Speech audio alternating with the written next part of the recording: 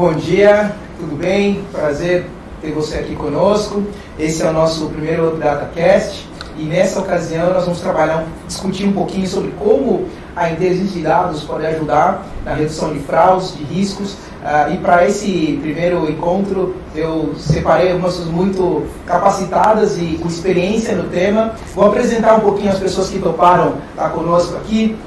Na primeira cadeira, o Eduardo Ramalho.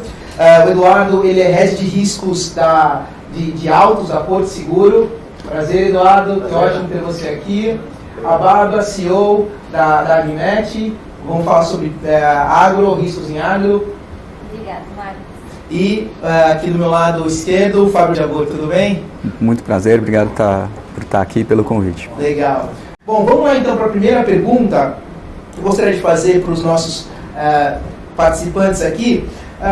Quais os principais riscos e ameaças que podem afetar o desempenho do negócio na sua área de atuação? Então, vamos começar com o Eduardo e aí a gente vai passando aí. Bom, Manolo, para responder essa pergunta, eu queria começar mencionando um pouco dos números, tá? Quando a gente fala de seguros, a Confederação Nacional das Seguradoras lançou um resultado, né, de um sistema que a gente tem em comum, que é o sistema de quantificação de fraude. Para vocês terem uma ideia, no primeiro semestre de 2021, nós tivemos de fraude comprovada 350 milhões de reais. Uau! Tá? Então é um valor muito alto, tá? Isso representa mais ou menos 1,9% dos sinistros ocorridos e 1% do prêmio ganho das seguradoras. A gente pode falar, puxa, 1,9%, 1% não é tanta coisa, mas são 350 milhões. Tá? Desses 350 milhões, 232 são só de sinistros de automóvel, que representa aí um pouquinho maior percentual, né? Em torno de 2,4% dos sinistros ocorridos, tá? Que só de automóvel dá em torno de uns 9,8 bilhões. Né? Então, fazendo uma conta aqui, né? Convido aqui vocês para a gente pensar, se no segundo semestre nós mantivermos, né, Marcos, se a gente mantiver esse valor, ou seja, 350, mais 350, a gente está falando de 700 milhões no ano, tá? Para todas as seguradoras. E se nós pensarmos numa área, numa empresa que não tem ali uma gestão de riscos, uma cultura de risco, um controle, um cuidado por toda a operação, a gente considerar falhas de pessoas, falhas manuais, falhas em sistemas, intermitências, regras erradas, né? Processo mesmo com gaps e tudo mais, eu acho que se a gente somar isso com esse valor de fraude comprovada, hein? Não é nem fraude suspeita, tá, gente? Esse valor que eu estou trazendo para vocês é valor. Está lá no site, né, da CNSEG, valor comprovado. Se a gente somar com esses outros riscos, acredito que a gente passa aí de 1 bilhão, tá bom? Uau. De prejuízo, de perda financeira. Tá? Então, é uma área, né, eu diria assim, né, é uma área que realmente é necessário investimento, cuidado, porque as fraudes são inúmeras, né, muitas portas aí de entrada, então acredito que até justo um pouco do tema que nós vamos fazer, Analytics, né? Sim. Ele veio para contribuir bastante com isso. Não, muito obrigado, Eduardo, muito interessante. E você, Bárbara, o que você vê na área de agro? Quais são os principais riscos aí que podem afetar o desempenho do agro, na sua visão?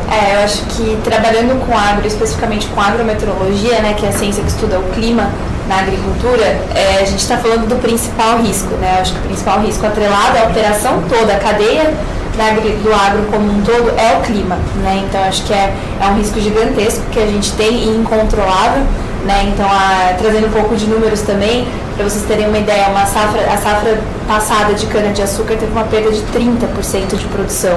E isso reflete, né, em toda a cadeia, toda a comercialização, não só da cana, mas de grãos. Então o clima gera um impacto muito grande, principalmente considerando que a gente está num país onde a irrigação nem sempre é possível, né? Então você não consegue suprir esse déficit, essa falta de água, né? Que no final tudo se resume à água disponível para a planta crescer. Então acho que esse é o grande risco, né? Então acho que é algo que a gente trabalha muito, tenta entender como mitigar esse risco, como trazer uma agricultura mais sustentável, e no fim a gente está falando de segurança alimentar também, né? Então como garantir produção mesmo nessas condições adversas. E eu acho que risco da operação como um todo, né? Então a gente tem aí doenças, então a agricultura é uma fábrica a céu aberto, né? Então tem muitas coisas incontroláveis. Então eu vejo que o principal risco realmente é o clima, mas a gente tem todos os riscos atrelados à operação como um todo, desde o plantio, o manejo operacional ao longo da safra, colheita, comercialização, disponibilidade de insumos, que nem a guerra, né, que a gente está na Ucrânia com a Rússia, prejudicou completamente a indústria de insumos, então isso ninguém esperava, é um risco aí totalmente não calculado, né? Sim. E essas adversidades são o que a gente encontra hoje no mercado agro. Legal, muito obrigado. Interessante ver tantas características que podem impactar no desempenho, né, do agro. E você, Fabio, o que você me diria aí na área de banco? O que você visualiza como os preços? Na área bancária, né, tem muitos tipos de fraudes acontecendo, né, e quando a gente fala de fraude, você tem o efeito primário da fraude, que é a pessoa que é fraudada, mas você também tem todo o efeito secundário que acontece. Então, às vezes você tem uma fraude que o cliente, você impacta o cliente, mas além de impactar o banco, você impacta o cliente, você impacta os dois lados, né? E tem toda uma perda na cabeça. Tem desde o atrito do cliente ter que ir lá falar que teve a fraude, averiguar que teve a fraude mesmo, ressarcir o cliente, e você também, o cliente deixa de operar, o cliente tem muita fricção, a satisfação do cliente é prejudicada. Então, quando a gente olha a fraude, ela é um grupo de modos que podem ocorrer, não é um único tipo de fraude. Os fraudadores são muito criativos, não tem né, e a indústria está sempre correndo atrás. Com a pandemia, o que a gente viu muito foi um aumento de fraudes digitais, eletrônicas no ambiente digital, né? Você tinha muita fraude acontecendo no ambiente físico, e os fraudadores migraram. Sim. E no ambiente digital tem muita transação, muito banco novo, muitos players novos no mercado que não necessariamente têm o mesmo controle, então você tem a fraude acontecendo no sistema como um todo. Sim. Interessante. E, bom, dado que a fraude é uma questão real, impacta vários negócios, como então nós podemos, na sua opinião, na opinião de vocês aqui, usar os dados para mitigar esses riscos, né? Quer dizer, nós estamos ali, costuma-se dizer que a fraude deixa alguns tipos de rastros, né? E, então, como que a gente pode, então, aplicar, ou como que os dados podem ser esse insumo importante aí para mitigar os nossos riscos? Pode ser você, Dan. Olha, Marcelo, eu acredito que a utilização dos dados ela é muito importante para a gente encontrar, muitas vezes, aquilo que só em algumas regras, né, elas não vão atender. Mas, assim, né? Então, a regra do negócio, você vai observando ali o comportamento e aí você vai criando algumas regras, né, que a gente chama de determinísticas. Né? Porém, isso eu posso considerar até uma atual. Então, legal, isso aqui é um pouco mais fácil, talvez, de ver, né, Marcos? Mas você usando, né, os dados para fazer análise exploratória, para fazer ali, né, uma série ali de cruzamentos, conexões, eu acredito que você consegue descobrir o que talvez no dia a dia ali na operação você não perceba. Né? Você vai, a gente, né, fala das anomalias, né? Você vai pegar ali não só, né, os outliers que são mais fáceis de ver, mas anomalias mesmo, algum grupo ali um pouco diferente, tá? Sim. E é muito bom, porque hoje a gente tem uma série aí, né, de ferramentas, de metodologias que nos apoiam muito a trabalhar isso, a trabalhar essa descoberta. Sim. Tá? Então, eu acredito que é um pouco disso, sabe? Você vê ali, né, não só aquilo que está muito na cara, mas o que é mais profundo. Sim, muito interessante. E aí o Analytics pode ser uma ferramenta. E você, Bárbara? Eu penso que quando a gente fala do agro, é um pouco diferente da visão de vocês, eu estou muito mais focada no produtor, na operação, como que eu posso auxiliar ele a mitigar esses riscos. E o agro, apesar de ser um mercado muito importante, né, ele está numa onda tecnológica agora, um pouco atrasado ainda, né? Então, assim, o que eu enxergo não só de dados climáticos, mas uma área que tem muito dado. Então, passou por essa revolução, por essa digitalização do agro, né? Então, hoje a gente tem muitos dados, só que empresas diferentes fornecendo esses dados, e esses dados, no fim, eles precisam juntos recomendar algo ao produtor, né? Então, se o dado isolado, ele não é informação. Então, o que eu vejo muito aqui, que o dado ele pode auxiliar a gente a atingir o máximo da operação. Então, entender todos os riscos e tentar mitigar eles e também trazer aí recomendações. Então, a gente usa muito isso na Agrimet para entender como o clima pode ajudar, como que as operações estão disponíveis ou não, mas mais do que isso eu acho que é agregar esses dados, né, essas fontes diferentes de dados em uma única informação que chegue até o produtor. Eu acho que esse é o principal desafio e a principal contribuição dos dados. Então, realmente trazer recomendações mais adequadas ao campo, na hora certa, no momento certo, para que essa produção seja mais rentável e sofra menos. Legal, muito interessante. O Eduardo falou um pouquinho sobre a questão de não olhar só para os outliers, mas olhar ali para um olhar mais profundo. A Bárbara olhando ali, aplicando métodos para olhar para o produtor, né? Quer dizer, olhando o produtor como mitigar o risco para ele. Os dados podem ajudar nesse sentido. E para você, Fabio, aí, o que você entende como que os dados podem ser usados para... Eu acho que pegando aqui no gancho do que o Eduardo falou, né? Você tem as regras determinísticas, mas você também tem muita oportunidade para usar algoritmo, para usar modelos de machine learning que vão te ajudar a identificar padrões, né? Então tem uma parte da regra que é feita, que você cria a regra, mas tem uma parte da máquina te ajudar a identificar padrões e complementar, né? Você não vai usar o dado só de um jeito ou do outro. Quando a gente fala de indústria financeira, acho que o Banco Central, o último, só o PIX, né, que é um número que tem aí de mercado, estamos quase perto de R$1 trilhão transacionados em PIX. O recorde de transações de PIX no dia é 70 milhões de transações. São números muito grandes. Então vai ter muito dado. E a fraude é um evento que a gente sabe que não é a maioria, a frequência é até menor do que acontece lá em sinistro alto, né, bem menor.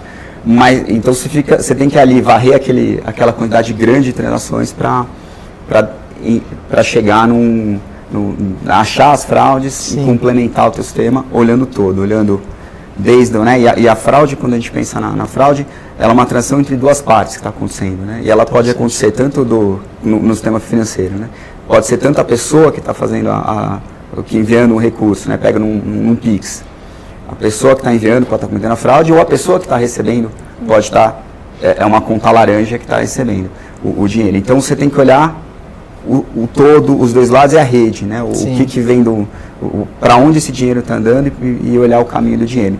Então tem muito dado e um problema relativamente complexo de análise. Legal, muito interessante. Tanto você como... Por favor. Claro, aqui, claro, por favor. Uma outra coisa que eu acho legal também, mas assim, a parte do estudo, né, de analytics, ele nos ajuda também a mensurar o risco, justamente para a gente priorizar também o trabalho. Como bem comentou o Fábio, né, a gente tem muito tipo de fraude, são fraudes diferentes, tal. A gente tem risco também, que nem sempre se materializa, porque são criados controles, mas uma coisa que a gente faz muito é isso. Bom, eu tenho aqui a visão de um risco, tá? Que ele pode já ter se materializado ou não. Deixa eu fazer um trabalho aqui no estudo de analytics para eu ver, caso aconteça, né, qual é o valor envolvido? Eu estou falando de 1 milhão, tá bom, poxa, 1 milhão, valor considerável. Eu faço um outro trabalho aqui, olha, mas eu tenho um outro risco. Poxa, esse aqui são 10 milhões.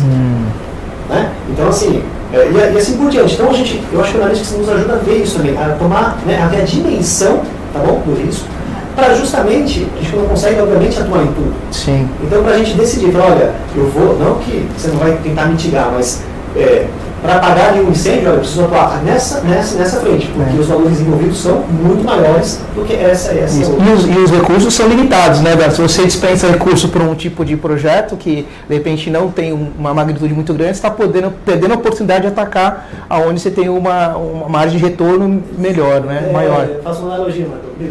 Essa torneira está pingando e a gente está gastando energia para fechar essa que está pingando, mas a outra aqui está jorrando água e eu não estou vendo. Sim. Ou eu vi, mas imaginei que era pouco também. Mas aí na hora que você faz um estudo de analítica, você olha ali o tamanho e só, puxa, primeiro a gente vai gastar energia aqui, vamos fechar essa primeiro para depois.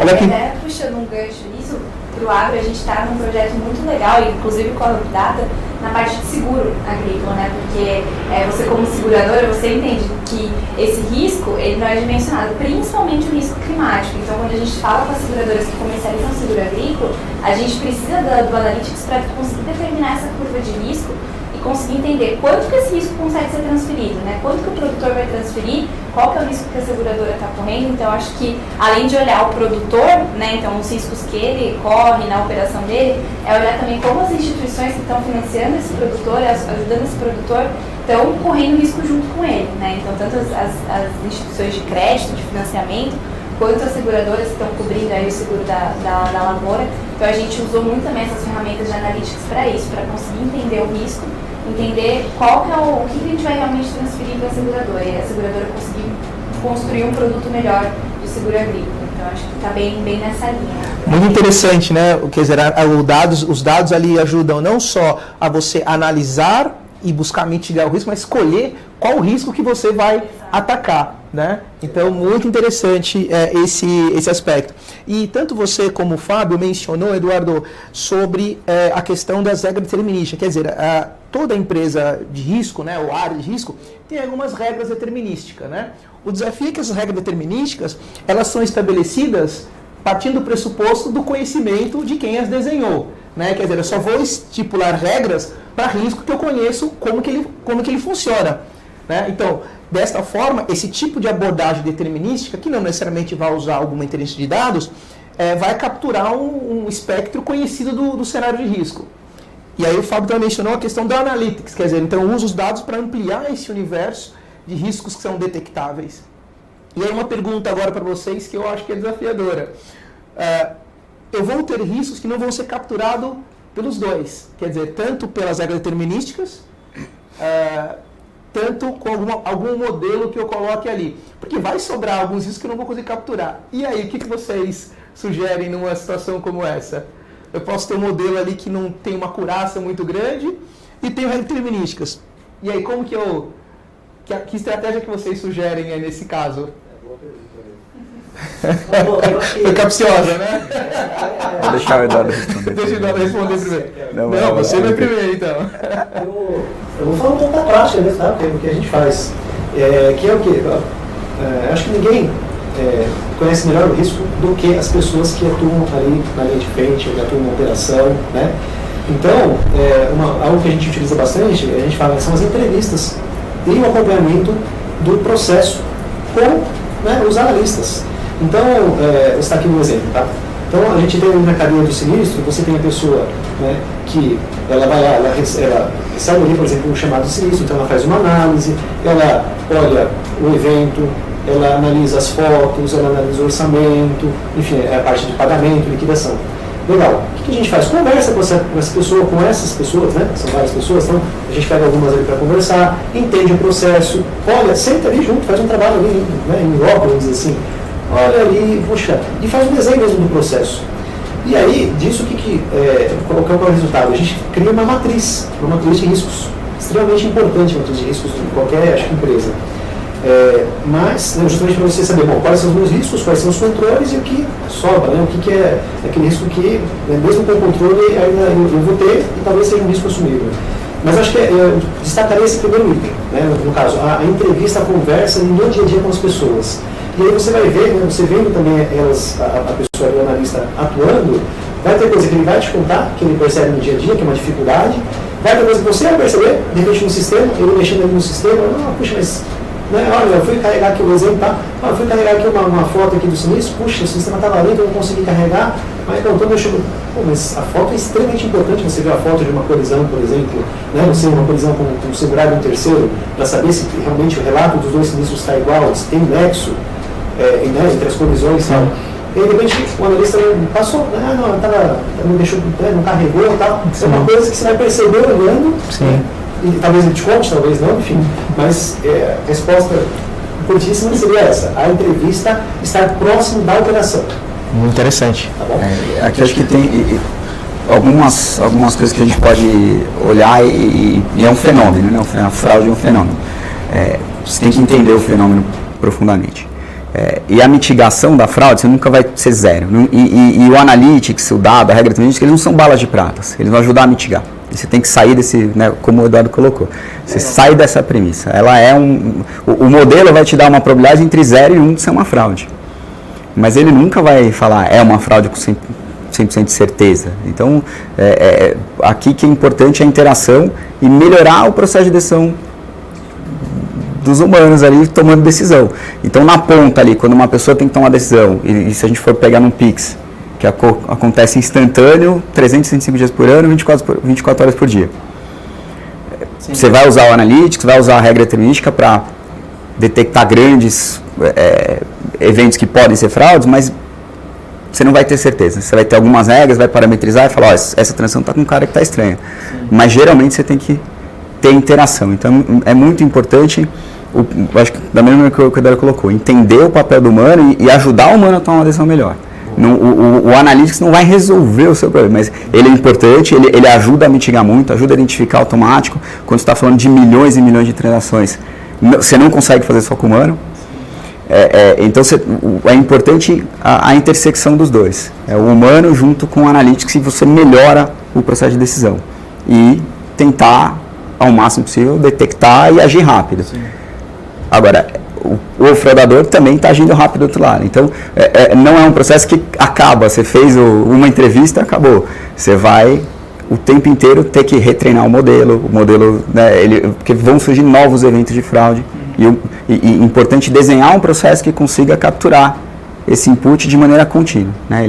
Você não faz uma vez e acabou o seu trabalho. Você está sempre olhando. E em fraude, acho que geralmente analista é isso, né? O Continuous Machine Learning, que está lá continuamente retreinando o modelo. Mas em fraude ele é muito mais verdade, muito mais intenso esse processo e mais rápido. Tem que ser rápido.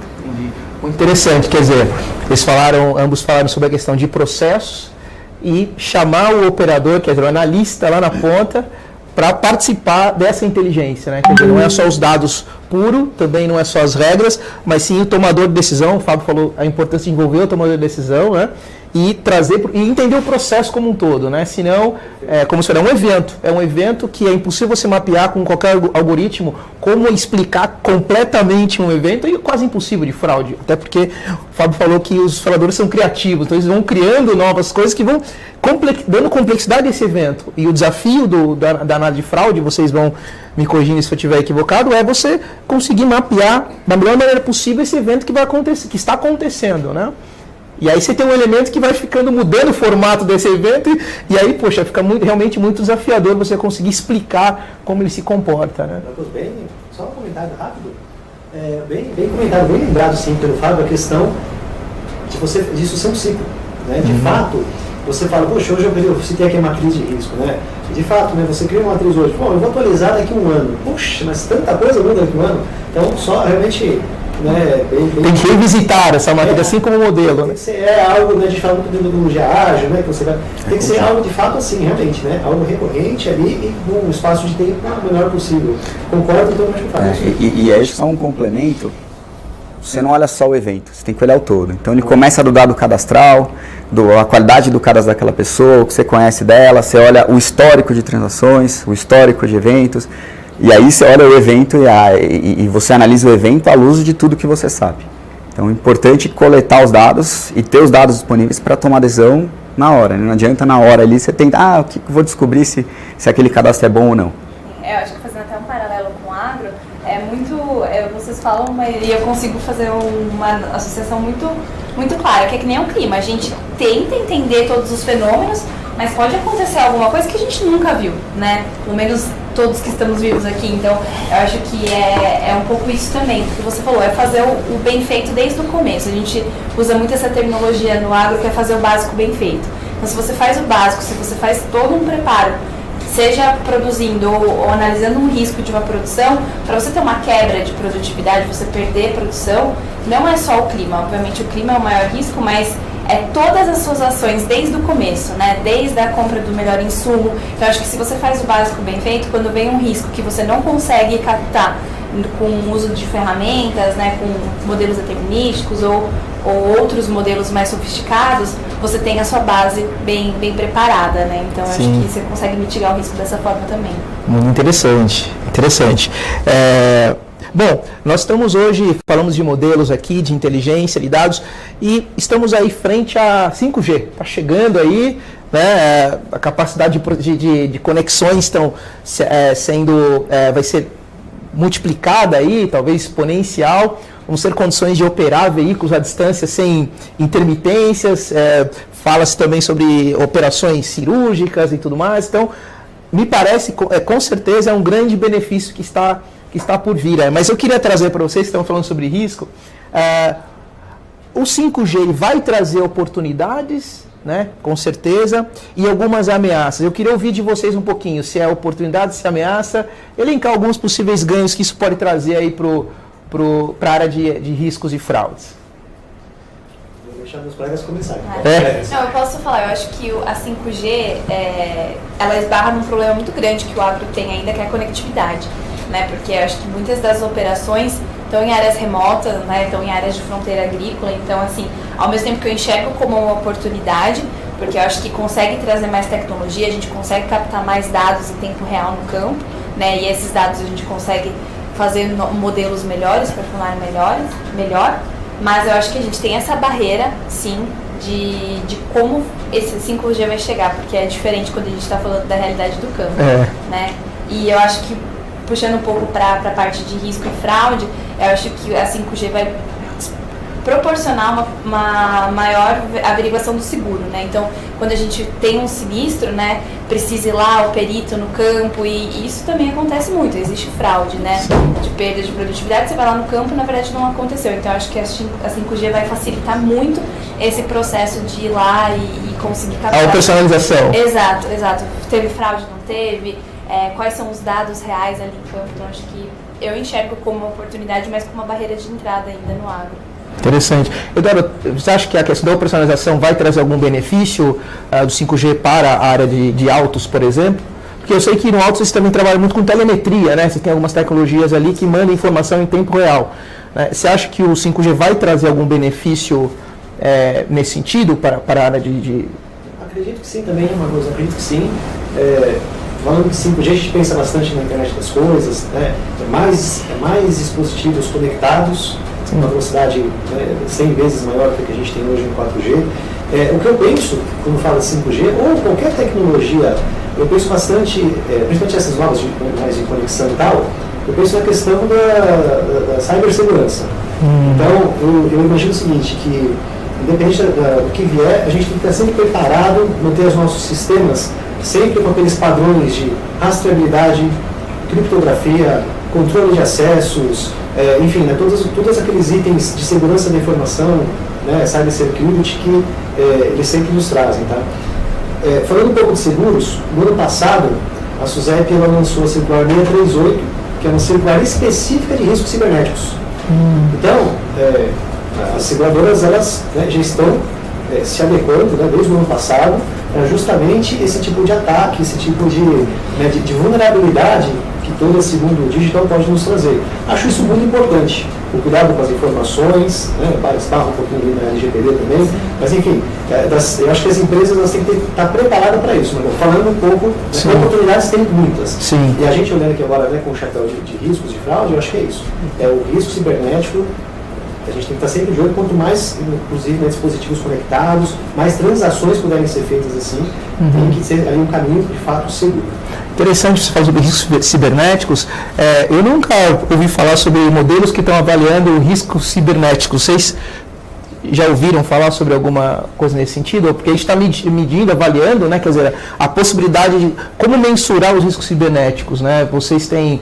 O que tem dito aí os especialistas sobre essa área de como a gente pode avaliar e medir os riscos cibernéticos?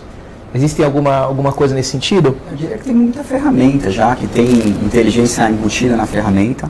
E quando fala de cyber, né, de qualquer coisa de cyber, e o 5G acho que tem uma proximidade nisso, é a velocidade, a quantidade. Então, tem muita ferramenta específica das áreas de segurança de informação para tentar detectar rápido e agir muito rápido, né?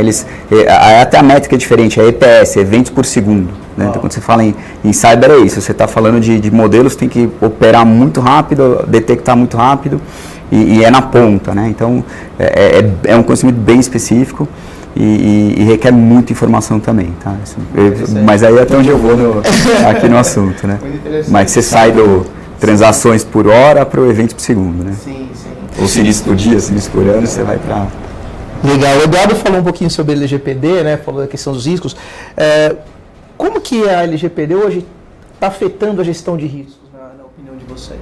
Olha, eu acho que a LGPD eu já tive a oportunidade de estar bastante envolvido com projetos em relação à LGPD e eu acho que é uma legislação muito positiva. Ela ajuda a trazer transparência. quando começou a se falar de LGPD, falava-se assim de, não vai mais poder tratar o dado pessoal. Pelo contrário, ela ajuda as pessoas a entenderem qual que é o tratamento que está sendo feito. E se você for conversar com qualquer pessoa que você conhece, são poucas pessoas que vão falar, não quero que tratem meu dado, porque tem um benefício em troca. Né? E a LGPD ajuda a trazer esse benefício. A fraude, né, a prevenção à fraude, ela está prevista na LGPD, a lei prevê isso daqui, tem um artigo lá, um item específico para tratar dado pessoal sensível, né, então dado de, por exemplo, um dado de imagem, né, que é um dado bem relevante para a indústria financeira, acho que até para seguros também deve ter a mesma coisa, de você usar biometria facial. Né. A LGPD expressamente autoriza esse uso para prevenção à fraude. E acho que se você for conversar com a média das pessoas, eu acho, né? Não tem uma pesquisa aqui que fala isso. Mas se você falar que você vai ter que tratar uma foto, né? Olha, deixa eu tirar essa foto que é para prevenir fraude, eu acho que é razoável aceitar. Então, eu acho que a LGPD vem para ajudar, ela não vem para atrapalhar nesse momento. Ela ajuda. Uma transparência. Fica claro onde você pode, onde você não pode, até aonde ir, né?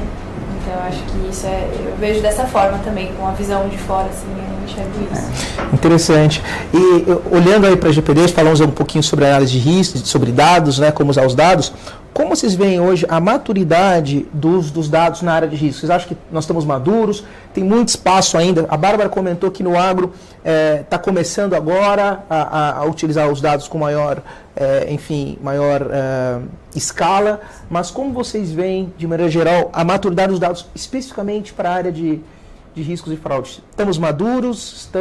Há muito espaço ainda para desenvolver? O que vocês me dizem na percepção de vocês aí? Bom, eu acho que tem, a gente, pelo que eu percebo, conversando, não só vendo onde trabalho, mas conversando com amigos também, eu acho que tem sim, nos últimos tempos falado muito, tem sido muito utilizado, cada vez mais a gente fala, né, de analytics, de processos de machine learning, inteligência artificial, enfim, né, esses assuntos que certamente vão ajudar muita empresa. Eu acho que tem sim crescido, melhorado, tá, Marcos? Mas, de fato, se você falar assim, maduro ali, legal, acho que ainda não. Imagino que temos bastante espaço para fazer, né, esse trabalho. Acredito que também não é um trabalho rápido, a curto prazo. É um trabalho ali, médio, longo prazo, uma questão até cultural que a gente precisa tratar dentro das empresas, dentro das equipes. O conhecimento cada vez mais, né, o conhecimento, vejo por onde trabalho, eles querem, né, que as pessoas, independente da sua área, independente da sua formação, tenham aquele conhecimento em dados, aquela visão de eu conseguir analisar uma base de dados, analisar um gráfico, né, mensurar, como nós falamos aqui, mensurar valores em processos e tudo mais. Então, acho que tem crescido, mas tem espaço, acredito eu, se é médio e longo prazo. Muito bom, legal. Acho que aqui é difícil de falar, porque é muito localizado, depende de cada empresa, né? Eu acho que sempre tem espaço, sempre tem dado novo para você olhar, né? Então, até acho que você trabalha com inteligência de dados. Né? Então para a gente, quando a gente fala assim, tem um dado aqui, pô, vamos olhar. Acho que talvez o principal ponto aqui é como é que você tem um processo que você consegue ter um conjunto de dados que você já usa e já trabalha, e como é que você consegue incorporar feedback e dado novo sem ter que refazer tudo. Acho que esse é o grande desafio. Acho que é difícil falar das empresas como estão, mas acho que a maturidade acontece quando você está nesse estágio, que você... Porque o dado vai sendo criado, né? O Pix não existia até 2 anos atrás, não tinha Pix. Então, como é que você tem um processo que tem dados, já tem um tratamento de dados, e, olha, chegou um dado novo. Como é que você consegue incorporar sem ter que refazer tudo do zero e você só acrescenta? Acho que esse é o desafio. Então, acho que para mim a maturidade é quando você chega nesse nível. Vamos supor que um executivo quer começar, então, a usar os dados ali na área dele, né? Ele quer iniciar a análise de riscos, não só de maneira determinística, mas também quer incorporar dados. Quais são as macroetapas que um executivo, um profissional que está ali numa área de risco deve trilhar para implementar o uso dos dados ali na área dele? Pensando, vou falar um pouquinho também da visão do agro. Eu acho que um primeiro passo, e que eu vejo muito importante trabalhando com dados diariamente, é a qualidade da base. Eu acho que você não consegue fazer nada se você não garante uma base de qualidade, né? Então, eu acho que o primeiro passo, pensando no produtor, pensando nas usinas, nas empresas que fazem gestão de risco, eu vejo que ainda tem uma dificuldade muito grande de trazer um dado adequado, um dado limpo, né? Assim, então, com qualidade. Então, acho que o primeiro passo seria focar na qualidade desse dado, entender a utilidade dele, né? Então, para que ele serve? Porque você vê muitas empresas captando dados com muitas falhas e que no fim não são úteis, né? Então, acho que é você entender qual que é a qualidade da sua base, a finalidade dela, para depois você aplicar uma metodologia para processar esse dado, tomar uma decisão em cima disso. Então, acho que não sei todas as etapas, mas a minha visão, o início é isso, Sim. é você olhar para a base. Ótimo, olhar para a base e ver a qualidade dos dados. Exato. Muito bom. Mais um aqui, concordo 100%. A qualidade de dados é fundamental. O que eu acho que é importante é entender o fenômeno como qualquer desafio de analytics. Não é pegar o dado bruto e sair fazendo um modelo. Entender o fenômeno, fazer o processo de entrevista, como ela falou, entender com o especialista do negócio o que está acontecendo, qual é o tipo de fenômeno, que você quer aplicar analytics, qual que é a sua variable target, definir claramente isso e ter um processo de enriquecimento e olhar especificamente cada desafio, né? Então, por exemplo, aqui eu acho que o Eduardo falou um negócio muito legal. Olha, tem que olhar a foto. Na fraude ali, ele tem que olhar a foto do sinistro. Deve ter tecnologia de analytics ali que ele consegue melhorar a análise de foto, que pode ajudar. Aqui na indústria financeira, a gente tem um desafio de tempo. Transação instantânea. Né? Você tem a fraude na transação não instantânea, mas onde está acontecendo ali o calor ali hoje, no heatmap lá, a fraude instantânea. Então, um desafio é você ter o dado em tempo real, tratar, então você não tem que se preocupar só com o modelo, só com o algoritmo. Tem que olhar o todo e deploy em produção e tem que performar em tempo real. Acho que esse é um desafio para a gente, indústria financeira, muito grande. Um complemento, concordo, acho que a qualidade é essencial de dados, perfeito também. E, juntando com os colegas falaram, eu acrescentaria o foco. Foco. Por quê? Se você, que seja, qual dica você daria para o gestor? Sim. Se você pegar e falar assim, olha, eu diria, né, gestor, nem que seja uma pessoa para começar, mas essa pessoa tem que estar focada em trabalhar com analytics, com modelos, enfim. Por quê? Se você pegar e falar assim, não, olha, eu tenho uma pessoa aqui que ela faz várias coisas, então 2 horas por dia ela vai se dedicar. Eu acho que pode ser que, até por mais brilhante que a profissão seja, eu acho que vai ser difícil. Sim. Porque não é uma coisa simples. Sim. É uma coisa que requer mesmo foco, requer estudo, requer pesquisa. Tá? Então, mesmo que seja uma, eu ia sugerir isso. Dê foco, essa pessoa tem que estar focada para olhar isso. Se possível, se tiver ali o budget e tal, contratar também, Marcos, talvez uma empresa especializada no assunto para ajudar no conhecimento, tá bom? E digo isso, você deve estar lembrando, foi o que nós fizemos, inclusive, há uns anos atrás, no qual nós começamos com uma pessoa, aquela de prevenção fraude, e contratamos o Marcos, inclusive, para nos ajudar a conhecer mais a ferramenta, nos ajudar com insights e tudo mais, tá? Então, aquele foco foi importante. Depois você acompanhou comigo, a equipe cresceu, a gente conseguiu apresentar uns bons resultados. Então esse seria também legal, muito interessante o que trouxemos aqui, a questão do foco, o gestor determinar um profissional. O Fábio falou sobre a questão de você definir o fenômeno, olhar o processo. Bárbara falou sobre a qualidade dos dados, quer dizer, então tá aí algumas macro etapas que um gestor pode desempenhar para trilhar o caminho dos dados. A Fernanda está na linha para entrar, então vamos com a Fernanda. Bom dia, pessoal. Eu me chamo Fernanda, eu sou engenheira aqui na Energisa Paraíba.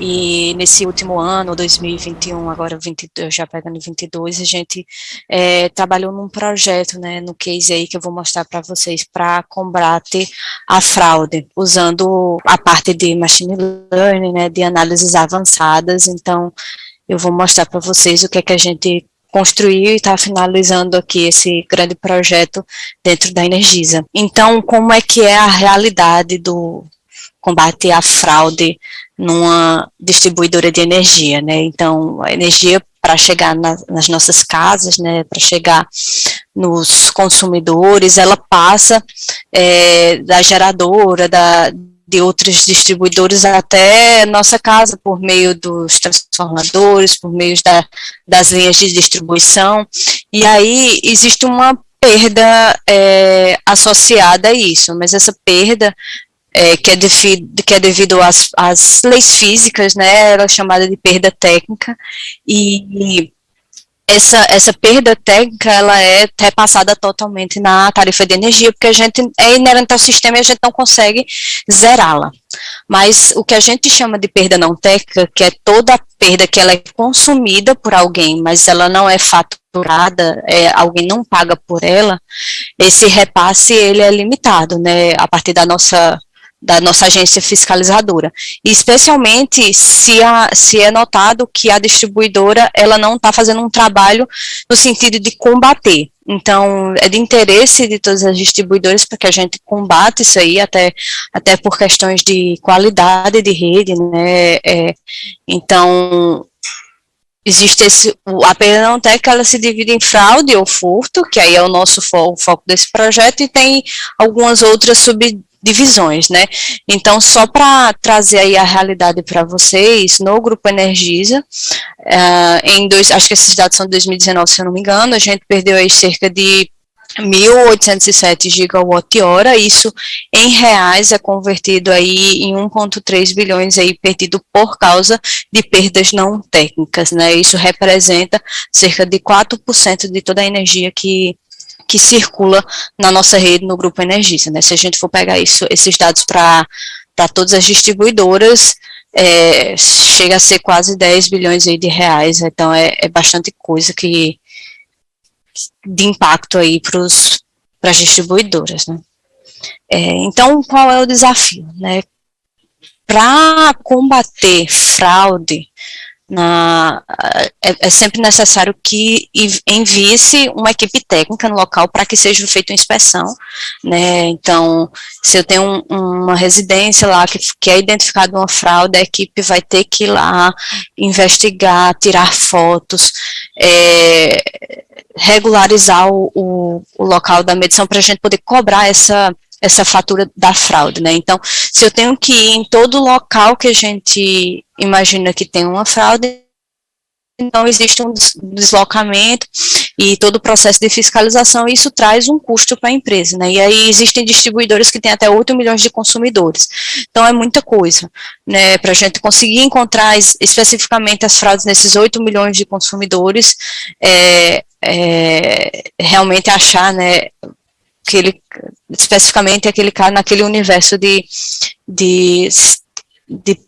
unidades que não vão ter nenhum problema, né? Então, a gente precisa aprimorar essas técnicas de identificação de fraude para a gente otimizar nossas inspeções, a gente acertar mais, né, ser mais assertivo nas unidades que a gente indica.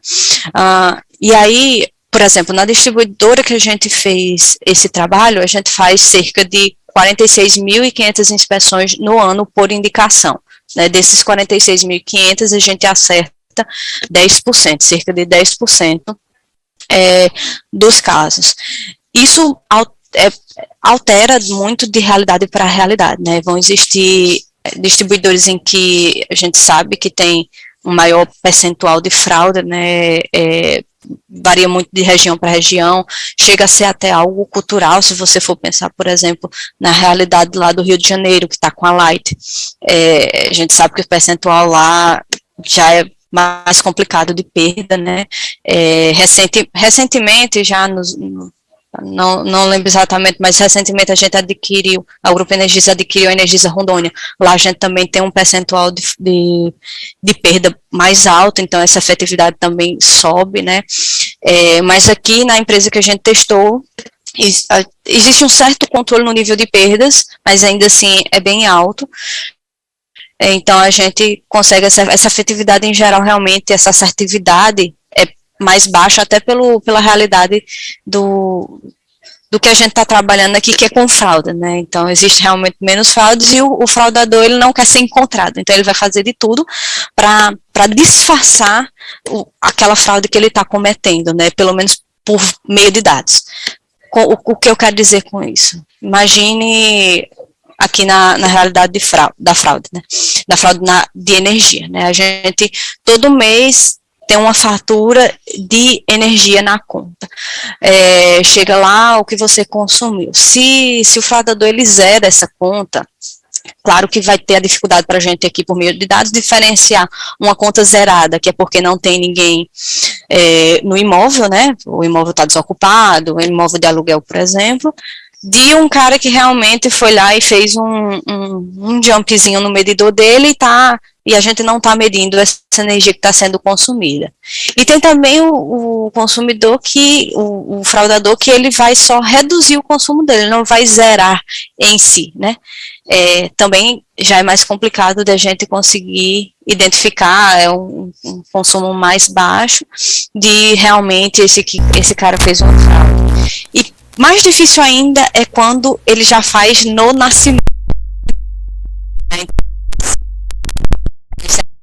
Mais difícil de identificar de todos, né? Porque ele vai ter um certo consumo desde o início da ligação, mas a gente não consegue dizer que que assim que ele se ligou, ele construiu aquela fraude, né? Então tem esse desafio aí. E aí como é que funcionava esse processo na distribuidora, né? A seleção era feita basicamente por regra de negócio, né? O analista, a gente fazia a extração dos dados, exportava para o Excel, fazia o cruzamento, criava nossas regras, priorizava e mandava isso para inspeção, né? Então, ainda bem no bruto. O conhecimento de regra de negócio, ela é muito importante, mas a gente precisa automatizar esse processo, a gente precisa encontrar padrões que hoje nós, seres humanos, não conseguimos perceber, né? Então, esse foi o objetivo desse projeto, né? Então, aí, né, em letras garrafais, né, qual era o escopo desse projeto? A construção e implantação de 2 modelos de da Analytics para detecção de perdas não técnicas nas unidades consumidoras, inicialmente só em uma das distribuidoras da energia, né? Aí, em seguida, a gente está finalizando essa primeira etapa do projeto, a gente vai em contato com as demais distribuidoras, né? Então, aí os objetivos seria contribuir com a identificação do potencial fraudador e defeitos em equipamentos, otimizando e melhorando a acurácia das nossas listas de inspeções geradas. Então, e aí tem sempre esse balanço, não só melhorar a acurácia das listas que a gente está gerando, como também ser robusto o suficiente para a gente fazer as inspeções que a gente faz anualmente, né? Como vocês viram lá, aqueles quase 45 mil inspeções que a gente faz no ano, né? Então, não adianta só eu estar acertando 2 unidades e enviando só 2 unidades. Eu preciso também encontrar os fraudadores que estão fraudando no momento atual. Então, melhorar a acurácia, sempre mantendo essa quantidade de fraudes encontradas equilibrada, né? O segundo objetivo é que a gente espera que tenha um aumento dessa efetividade no cliente, que a gente chama do cliente do grupo B, que é o cliente residencial comum, como nós aqui, em que a gente só tem a leitura do consumo uma vez no mês, e a gente quer acelerar a identificação de problemas no grupo A. Aí o grupo A, o cliente, o grande cliente, é um cliente que a gente já tem telemetria associada. Então, imagine vocês pensam, né? Telemetria significa um grande volume de dados, né? A gente tem bem mais informações, mas aí a gente também tem mais dificuldade de processar tanta informação sem o auxílio dessas análises avançadas, né? E aí os benefícios que a gente prevê o aumento da capacidade aqui do meu setor, né, que é o Centro de Inteligência no Combate às Perdas, e identificação de novos perfis de fraudes que hoje não são contemplados pelos métodos atuais. Então, como é que a gente construiu esse projeto, né? Todos esses dados aqui na minha área, a gente já tinha um data warehouse, então já facilitava, né, porque o dado está estruturado, ele tem que passar pelo processo de modelagem, a gente sabe, mas o dado já chegava para a gente estruturado, então facilita bastante, né? E aí a gente criou um banco de dados exclusivos para esse projeto via o Data Warehouse, e lá no Naime a gente faz a leitura via os nodes de banco de dados, né? Aí, fazendo essa leitura, a gente passou pelo processo de modelagem, que é uma etapa extremamente importante, né? Então, a gente dedicou bastante tempo em transformar esse dado para um dado que fosse legível para um modelo preditivo, né? Então, a gente fez com todos os nossos dados de manipulação do NION, e seguimos para a modelagem preditiva, né? Fizemos as experimentações, tanto utilizamos aí alguns nodos ativos, como também a integração com o H2O, e aí esse modelo preditivo, ele retornava uma probabilidade de ter perda não técnica por cada unidade consumidora, né? Então, a gente criou um modelo preditivo do grupo B, especialista em algumas classes de consumo, né? Por exemplo, a gente tem o cliente residencial, somos eu e vocês aqui que estão escutando, mas a gente também tem outras classes de consumo, cliente comercial, cliente rural, que o cliente comercial, por exemplo, a gente tem mais dificuldade de identificar fraudes nesses locais, até pela própria característica, existem menos fraudadores nessa classe de consumo, mas quando a gente encontra o retorno econômico, ele é muito maior do que um cliente residencial, então ele é bem importante também, né? No cliente rural, ele vai ter uma característica diferente de um cliente residencial, por exemplo, porque a maior parte deles vão ser sazonais, né? Vai depender do ciclo de chuva, vai depender da época do ano mesmo, né? Dependendo aí se for questão de agro, né, se for um irrigante, então ele tem um comportamento diferente, né, então a gente quebrou esse modelo preditivo do grupo B, na verdade, em outros 6 modelos, né, e aí a gente utilizou na nossa base de dados para treinamento do modelo de aprendizado de máquina, inspeções que já haviam sido realizadas desde 2019, então, sempre que uma inspeção, ela foi realizado entre 2019 e 2021 com situação normal ou que foi identificado fraude, a gente pegou isso como exemplos para inserir na entrada da nossa rede, né? E aí o que a gente utilizou tanto de dado, né? Das informações cadastrais que a gente tem aqui, né? Principalmente de localização, do tipo de ligação do imóvel, parte mais técnica, assim, do cadastro da unidade, né, a informação do consumo, propriamente dito, né, acho que isso seria a parte mais óbvia, né, quanto o cliente está consumindo da unidade dele, se houve uma redução nesse consumo, qual o patamar desse consumo, quanto é esse consumo em relação aos clientes que moram ali próximo a ele, né, que é essa parte aí do georreferenciamento que eu estou citando. Aí a gente fez também uma parte de extração de texto, por mais que nossos dados em geral eles sejam estruturados, a gente ainda tem alguns campos que eles são abertos, né, por exemplo, todo ordem de serviço que é gerada para um cliente, existe um espaço lá para observação para o técnico que está fazendo aquele serviço, né, e aí a gente não aproveitava essas informações porque é uma informação não estruturada, né, então a gente fez um processo de extração de texto aí para transformar essa informação numa informação estruturada e aproveitar isso no nosso modelo. Aí nós fizemos também parte de cadastro, principalmente do cliente do grupo B, ela é bem, né, deixa bastante a desejar, né, especialmente na parte de comércio, se aquela unidade consumidora que está ali realmente ainda está seguindo aquele comércio que foi cadastrado inicialmente, ou muitas vezes até não tem, dizendo qual é o tipo de atividade daquele comércio. Então a gente fez um trabalho aí de web scraping para identificação desses comércios, também trazer a atualização do tipo de atividade, se ainda está aberto, qual o horário de funcionamento, né? Então foi uma etapa bem legal que a gente fez aí de web scraping. Também trabalhamos na parte de criar correlações entre o consumo e a temperatura, se ele segue num cliente residencial, por exemplo, principalmente aqui no Nordeste, que não é tão frio assim, quando a temperatura baixa, o consumo baixa também, né? Os próprios equipamentos que estão nas casas das pessoas passam a consumir menos energia, também a gente já começa a desligar ar-condicionado, né? Maneira no ventilador, então o consumo ele baixa naturalmente, né? Então se tem uma alta correlação desse consumo com a temperatura, talvez tudo ok, mas se não tem, será que existe uma suspeita aí, será que não tem algo de errado, né? Isso também vai ser bem evidente no cliente rural, né? Época de chuva com época de alto consumo. ou baixo consumo, né? Então, essas foram algumas das variáveis que a gente tratou para tentar identificar essa fraude nos consumidores, né? No cliente do grupo A, em vez de a gente focar no tipo de cliente, a gente focou no tipo de problema que a gente consegue identificar, né? Por mais que as análises avançadas elas sejam muito importantes, existem certas coisas que a gente não precisa também, né?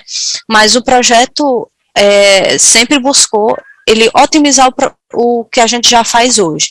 Então, por exemplo, problemas de tensão no cliente, ele tem uma característica determinística. A gente não precisa criar um super modelo para tentar encontrar problemas de tensão no consumidor, né?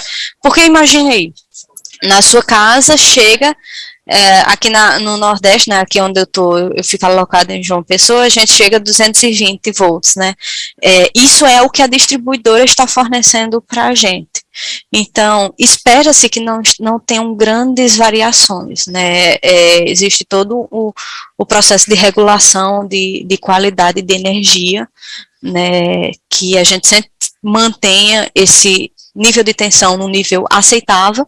Então, a menos que aconteça alguma coisa que está fora do nosso poder, porque pode acontecer, né, de cair energia, a tensão ela se mantém dentro de uma faixa equilibrada lá, que a gente tem nas nossas normas, né. Se sair daquilo ali, então indica que tem algum problema nos equipamentos de medição que nós temos, né. Então, é determinístico esse problema. Então, a gente conseguiu construir um fluxo que dissesse diretamente o que era um problema na nossa medição, devido à não medição da tensão ou da medição incorreta dessa tensão, e simplesmente dizer se é um problema ou não é, né? Mesma coisa foi para outros problemas aí de potências negativas, mas aí já para a questão da corrente, que é aquilo que o cliente está consumindo de fato, que vai depender dos equipamentos que estão lá no local,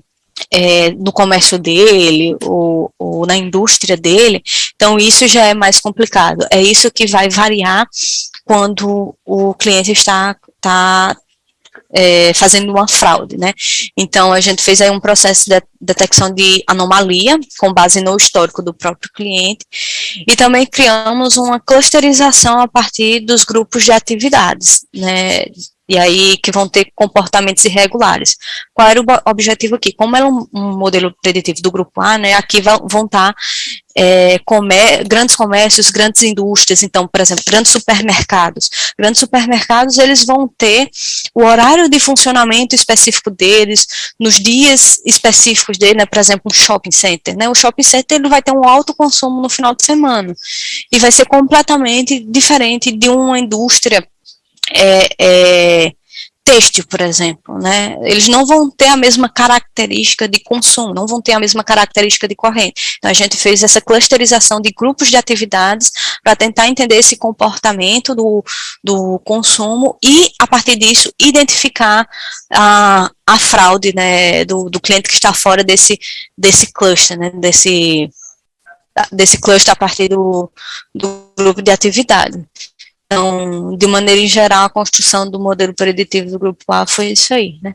E aí, quais são os benefícios previstos para esse projeto, né? Como eu falei, é o aumento dessa taxa de assertividade, especialmente em unidades do Grupo B, o cliente menor, né? O cliente comum, né?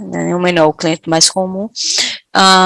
No Grupo A seria a gente encontrar rapidamente, né, esses problemas, porque como é um cliente muito grande, qualquer problema que exista vai ter muito impacto, né, financeiro, vai ter muito impacto de perdas. Então, a gente quer identificar isso o mais rápido possível e, como eu disse, são os clientes que a gente tem telemetria associada, então a gente tem essa informação de 15 em 15 minutos, né, então a gente consegue realmente poderia encontrar esses problemas muito mais rápido do que o que a gente consegue no Grupo B, que a gente só tem essa leitura mensalmente, né. Outros benefícios também em relação ao aumento da capacidade de análise, né, como eu havia falado, do setor de combate às perdas, identificação de perfis de fraude que hoje a gente não consegue identificar só no olho humano, e também possibilidade de escalar essa plataforma que a gente está usando agora, que é o NAIM, para outras áreas, né? Existem oportunidades não só na parte de fraude. E era isso que eu tinha para apresentar, espero que tenham gostado. Aí está meu contato, eu fico à disposição aí para perguntas, eu agradeço aí a oportunidade e fico muito feliz de ter sido convidada. Obrigada. Muito obrigado, Fernanda. Foi muito interessante ouvir vocês e para nós foi um prazer poder colaborar com vocês e parabéns, foi sensacional. E agora, para mediar um pouquinho as perguntas que surgiram durante o tempo que nós tivemos aqui, vou dar o Carlos, nosso Head de Data Analytics da UP, e vai perguntar aqui para os nossos colegas aqui presentes. Obrigado, Marcos. Bom dia, pessoal. Bom, tem aqui algumas perguntas.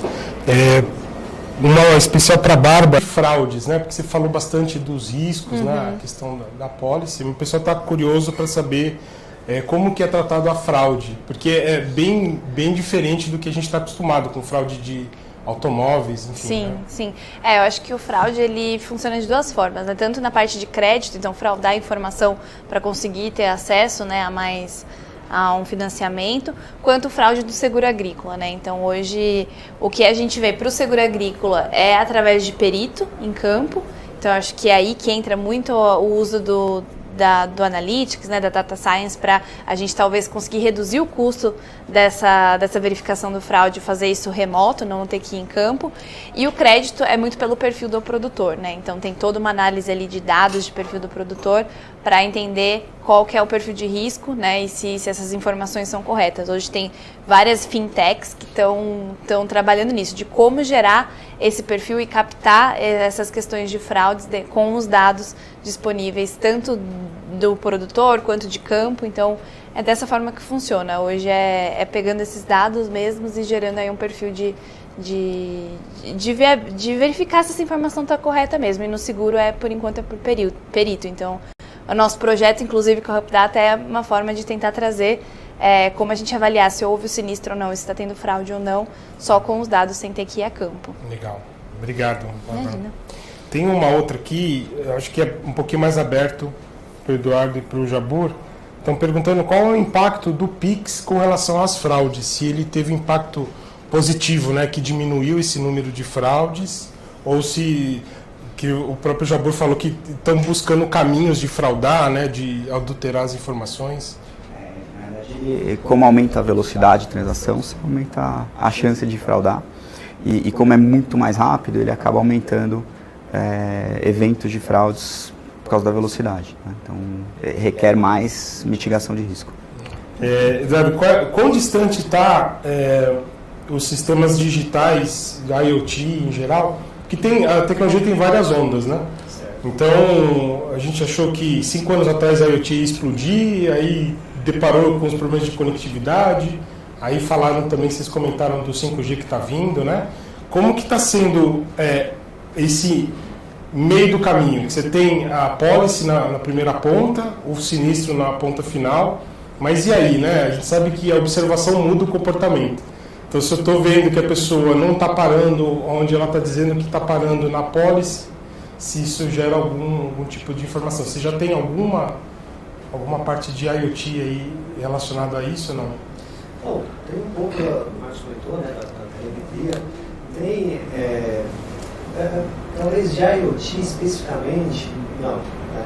É mais, realmente, a gente vai olhando o comportamento, nesse caso, vai olhando descrição do sinistro, é uma análise necessariamente, ela pode vir dos dados, né, como uma coisa estranha, e é mais ainda requer, aqui eu estou falando especificamente de sinistro alto, acho que é um pouco da sua pergunta. Tá?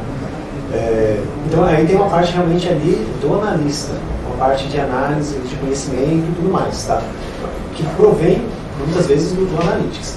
Agora, ainda de IoT talvez seja um pouco mais para frente.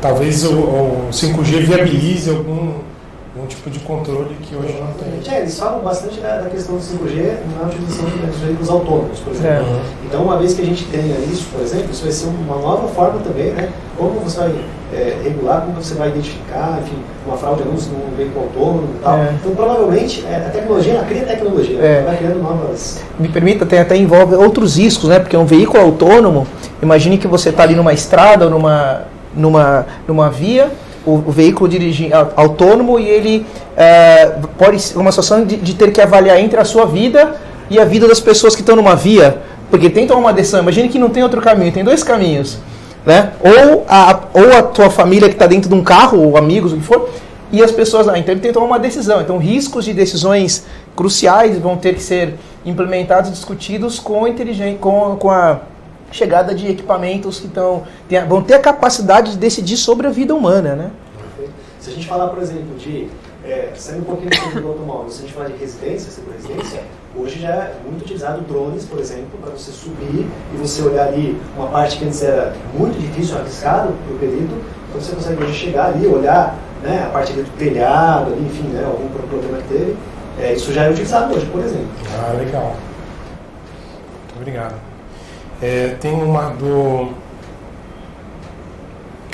você tinha comentado, Jabur, sobre o LGPD, né, que tem toda uma questão relacionada a isso. O pessoal está perguntando se existe pessoas tentando usar o LGPD como forma de burlar e criar novas fraudes. Do tipo, não vou te dar essa informação porque eu tenho a lei para proteger esse tipo de coisa. Acho que a gente não tem muita evidência disso. Óbvio que quando tem a lei sempre tem um pouco de confusão no entendimento, mas tem todo um treinamento para a força comercial, para quem está atendendo na ponta, né? Assumir que são humanos interagindo para explicar a lei e o que pode e o que não pode, mas sempre dentro aí dessa interação humana. Na parte digital, o que pode acontecer é uma pessoa não querer realmente fornecer informação e aí não vai conseguir abrir uma conta, né? Tem algumas informações que são obrigatórias, até por lei, por legislação, né? Então, a gente não pode abrir uma conta sem ter o requisito mínimo que o Banco Central exige. Então, esse tipo de coisa a gente coloca, explica para o cliente. Legal. Tá? Mas acaba não tendo tanto por essa questão. Tanto impacto. Legal. Bom, uma pergunta que chegou da pessoa que está presente aqui, uma pergunta para todos, né? O Gabriel que está fazendo. Como compor, na visão de cada um de vocês, acho que vai ter as particularidades de negócio, né? Mas como compor um time ideal de analytics com relação a perfil, como adequar os times nesse quesito aí? Deixa eu começar, que eu acho que quando começou ciência de dados, analytics, né, tinha muito uma figura que o cientista de dados era o unicórnio. Eu vinha baixar aqui uma luz e descia uma presença que sabia programar, entendia de estatística, entendia de negócio. E aí, conforme a gente foi amadurecendo, né, e como a indústria foi amadurecendo, as indústrias e as áreas que usam dados analíticos foram amadurecendo, o entendimento do que é necessário acabou caminhando para 3 perfis principais.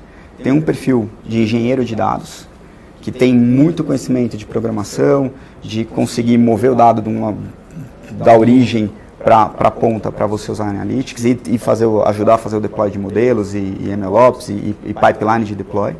Tem o perfil do cientista, que tem uma especialização maior em estatística, conhece programação, mas não tão profundamente, e aplica nessa, o cientista vai aplicar a estatística para chegar num algoritmo que vai ajudar a tomar decisão. E tem um papel que a gente discutiu muito hoje aqui do analista de negócio. O investigador de fraude, em qualquer problema, é a pessoa que entende do negócio. Essa tríade, ela é muito importante, né? O engenheiro, o cientista mais em analytics, e na área de negócio, alguém que entende do fenômeno nem sempre precisa, aí depende muito do problema e da configuração, nem sempre precisa ser um full time, não precisa ser uma pessoa que é dedicação integral, mas precisa desse apoio, o foco que o Eduardo complementou. Um especialista para ser consultado. Um especialista, né, do assunto. Eu acho que no agro é exatamente isso que eu ia colocar. Tem que ser uma equipe multidisciplinar, até porque a agricultura é algo muito complexo, né? Então, num curso de agronomia, você pega um especialista em agricultura, agronomia, a gente vê muito pouco dessa parte de análise de dados, né? Acho que agora está começando a ser implementado, então, mas ao mesmo tempo, se você põe uma equipe só que analisa dados, tem muitas particularidades da agricultura que é muito complexo. Eu vejo muito no projeto que a gente tem de seguros, é isso, que às vezes a minha visão como agrônoma contribui para o modelo está dizendo uma coisa, mas na prática é diferente. Então acho que ter alguém especialista do negócio, seja um negócio de seguros, né, banco ou do agro, é muito importante. Eu acrescentaria, né, os colegas falaram, duas características, né, desse time. Eu acho que é a questão da capacidade crítica. Então, eu acredito que tem que ser pessoas, né, pessoas ali que realmente olhem ali e tentem buscar mesmo, né, é uma ciência mesmo, né, como o Ricardo falou. Então, você tem que procurar buscar, porque a coisa não vai vir fácil, não vai vir ali escancarada, né? Você vai ter que realmente ali ter aquela paciência, ter aquela vontade de procurar, de buscar, né, e ao mesmo tempo também, criatividade. Você tem que ser criativo, pensar diferente, olhar de várias formas, enfim, né, distintas. Acho que essas duas características acrescentando os colegas já comentaram. Se é aquela visão, né, Eduardo, de sempre foi assim. Não funciona. Isso não funciona. Explodiu no gráfico, não tem nada. Você vai ter que revirar, você vai ter que mexer esses dados, colocar novos dados, tirar dados, enfim, pegar opiniões com as pessoas, conversar. É um pouco disso. Multidisciplinar, né? Muito interessante. E aí, complementando isso, né, qual esse set de hard skills, né? Então a gente falou dessa questão de multidisciplinaridade, mas então assim, imagino que são então 3 trilhas para se trilhar, né? Mas o que vocês poderiam dar de dica para quem quer entrar nesse mercado, quem quer se capacitar de forma mais específica, assim, não ser uma coisa muito aberta? Assim. Não vejo muita saída se você de fato estudar, né? Você estudar, você se atualizar, você fazer diversos cursos. Não basta. A gente hoje vê muito curso, né? Infelizmente tem muito curso, tem coisas muito material bom, material gratuito, inclusive, ou material custo baixo. Mas não basta, do meu ponto de vista, você fazer, por exemplo, um curso e falar, legal, sou um curso de cientista de dados, né? Curso de engenheiro de dados, tal. Tem muito além disso, né? Muito além disso. Então, você tem que estudar e praticar também. Porque, geralmente, né, no meio acadêmico, o que vai acontecer? Você vai pegar aquela base bonita, aquela base que tudo funciona, que tem ali os outliers bonitinhos, que o modelo dá 95% de acurácia e tudo mais. Aí você vai na vida outra real, coisa. Você fala, mas não tem nada. Então, é isso, você vê ali a teoria prática, teoria prática, teoria prática. E não parar. Todos os dias tem muitas soluções de código aberto, inclusive. São novas formas de você olhar, de você fazer, novos algoritmos. Então é uma coisa que você vai fazer assim, praticamente. Eu acho que só complementando, né, tem a parte, né, acho que concordo muito com o que o Eduardo falou, essa coisa de praticar e tem o livro, tem a base, né, a base perfeita que funciona, mas tem a parte dos hard skills, né, então acho que hard skills hoje, que tem muito na indústria, né, a programação em Python, então qualquer empresa que você for falar de trabalhar em analytics, se for fazer um código, o Python é uma linguagem muito importante. Saber também manipular base de dados, então ter conhecimento de SQL é importante. E eu acho que tem uma alternativa, se você não for para o lado tão hard, né? Tem, por exemplo, uma plataforma low-code como o Nime, que para quem está começando, ela ajuda a experimentar sem você ter que ter toda a proficiência na técnica. Então acho que tem esse mix também que você pode olhar e reforço aqui, né? Qualquer coisa que você quiser aprender, tem curso, você entra lá, acho que tem que ter, o skill importante é curiosidade e vontade de aprender, acho que esse é um skill que tem que estar lá. Eu acho que eu ia falar isso e se atualizar, né? Porque com a tecnologia e novas coisas surgindo, você sempre tem que estar atualizado para usar as melhores tecnologias. Legal. Temos 2 soft skills fundamentais, né? A curiosidade e essa insatisfação, né? Exato. Sempre estar buscando novos skills. Pessoal, Legal. Muito obrigado aí pelas Imagina, respostas. que é isso. Obrigado, Eduardo Ramalho, Porto, obrigado pela contribuição, Bárbara também. Obrigada a você, Fábio Marcos. Jabor. Prazer. Foi muito rico esse bate-papo, muito relevante falar com pessoas que estão vivendo no dia a dia, aqui não são teóricos, são pessoas que estão lá na linha de frente, seja tocando um time grande, executando, implementando soluções de fraude, ajudando tanto os clientes ali, no caso da Bárbara, como também ali o produtor na linha e tocando o negócio. Então, parabéns a vocês. É muito bom saber que, né, o nosso país tem excelentes profissionais aqui. Com certeza vocês estão nos times aí das pessoas que eu admiro bastante. Muito obrigado. Muito obrigado por você ter participado até aqui. A gente se vê numa próxima. Até mais. Tchau, tchau.